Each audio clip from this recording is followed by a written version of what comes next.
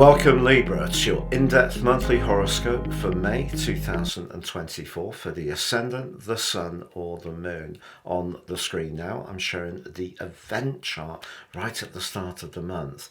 This gives us an opportunity to see where the planets are spaced out in the sky.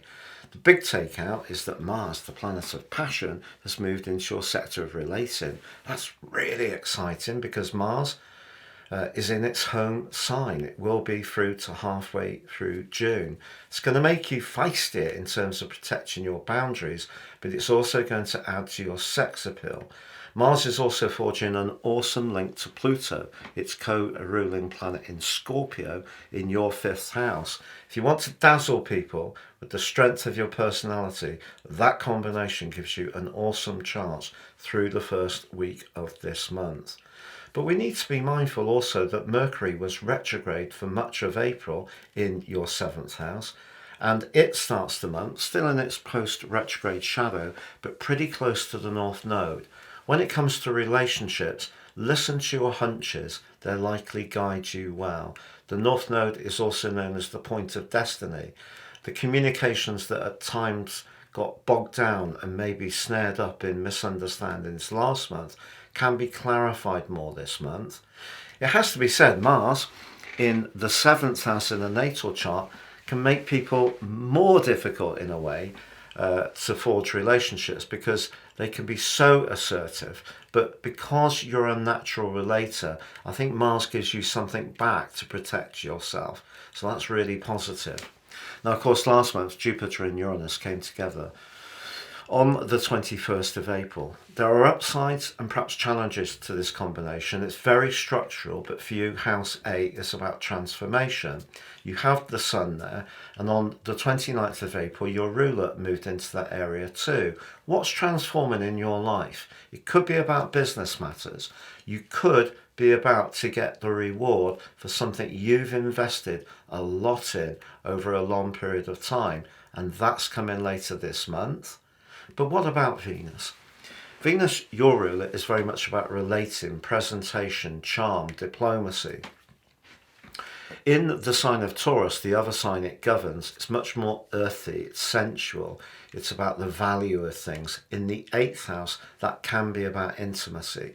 Therefore, it can be about sex, because the 8th house is where we join or devote ourselves to another person. With Venus there, your passions could be running high, particularly as she's in a right angle with Pluto in your 5th house of romance. Is there someone who's mesmeric at the start of this month? It's likely, but I feel the big lessons you've learned over recent times, Libra, is not to give your power away. So even if someone is really proving very irresistible, just be aware of your need to keep that balance, for there to be that good flow between what you give and what you get. And that comes from that 7th house energy, which Mars is reinforcing like a celestial sentry. But we also can take the position of the Moon, and you can see that's in house 5. The Moon in the 5th house is very affectionate, warm, playful. But alongside Pluto, it suggests your desire, your yearning to get the kind of love or social life you really feel you're worthy of is going to be very strong at the start of this month.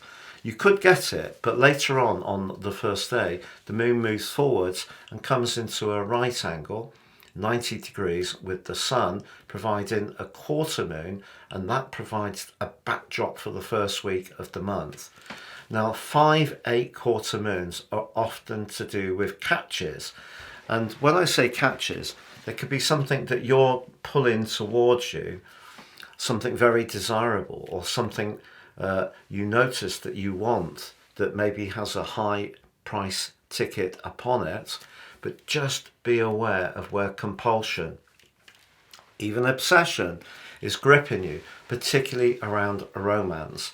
Or is it around a sexual relationship? Or is it around an exclusive sexual opportunity? Someone could really be pulling at you, but that collection of energy in the 7th house keeps reminding you to make sure that the ins and outgoings around that relationship work for you ongoing. But can you resist? That's really the energy at the start of this month. In a more pragmatic way, Saturn has been in your 6th house for just over a year, pushing you to reform your structures, get more organised, get fitter. And it may have felt at times there's been a lot of responsibilities on you, but the midpoint between the Sun and the Moon is in Pisces, in the 6th, but it does forge a great link to Jupiter and Uranus. If you're prepared to be open-minded when it comes to your resources, there could be some fresh ways you can look at things that can squeeze a bit more out of your assets. So that's the picture right at the start of the month.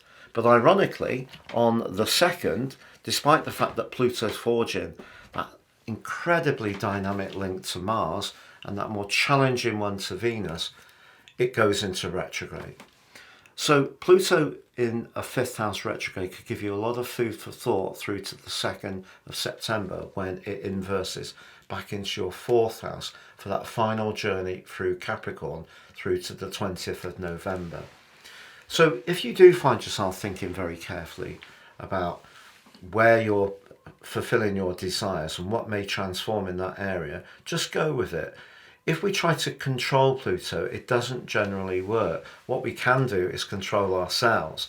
But if Pluto's pushing us to let go of something that no longer serves our greater selves and we cling on, that's where the complications occur. But because the link between Mars and Pluto, despite Pluto's retrograde, is so powerful, if you really set your intentions to what you want, especially around a relationship, you can make it happen. Now that brings us through to the new moon.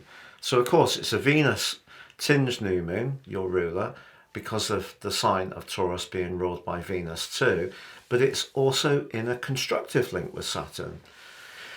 If there is some sacrifices you've made or you've been working very hard at a business venture over the last year, you can start to see things shaping up in a much more productive way in the following month. Also, Mercury ends its post-retrograde shadow. Some information you've been awaiting or a communication with someone important will come to pass by then. But Mercury moves into Taurus on the 15th and instantly comes into a strident right angle with Pluto. Pluto, undoubtedly the most powerful player astrologically this month. So again, Pluto in your 5th house is where you want something that makes you feel much more fulfilled. You know, whether it's around romance, whether it's creatively, whether it's around children. And Mercury in the 8th house is suggesting something needs to change.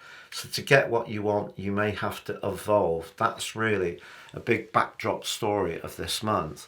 But on the 20th, the Sun makes its way into the sign of Gemini, your sister air sign.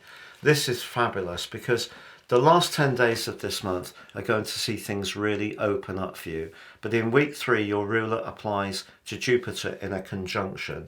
These are the two planets of fortune. Coming together in the 8th house could see some loot coming your way. It could be a contract. It could be that your partner does well and you benefit. It may be there's going to be a payout on a legacy, a pension or insurance, and it could be a little bit more lucrative than you think. That can be a great time to sign a deal, to be honest. But also on the 23rd, Venus moves into the sign of Gemini. She's quick and flirty here for sure. And the sensuality that's been generated through your 8th house may see you come to a point where you need to make a decision, particularly if there has been a very intense sexual development in your situation over the last 2 or 3 weeks. By the 23rd, you're either going to really go for it, or I feel that you'll want your space and freedom back.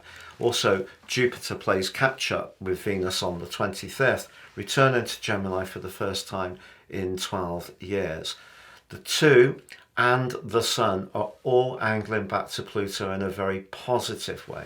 So I feel that earlier in this month, with the exception of Mars, Pluto could create some complications in its square with Venus, or the Moon square with the Sun, and then Pluto square with Mercury. But by the end of the month, that part of you that is so talented, particularly when it comes to the arts, creativity, being very good with people, anything to do with an interactive marketing, sales, public relations role, technology, perhaps also to do with publishing, really can be given a fantastic stage to prosper. And that takes us to the full moon, also on the 23rd in Sagittarius, which links up beautifully with Pluto. Some big transformations around how you think and communicate towards the end of this month.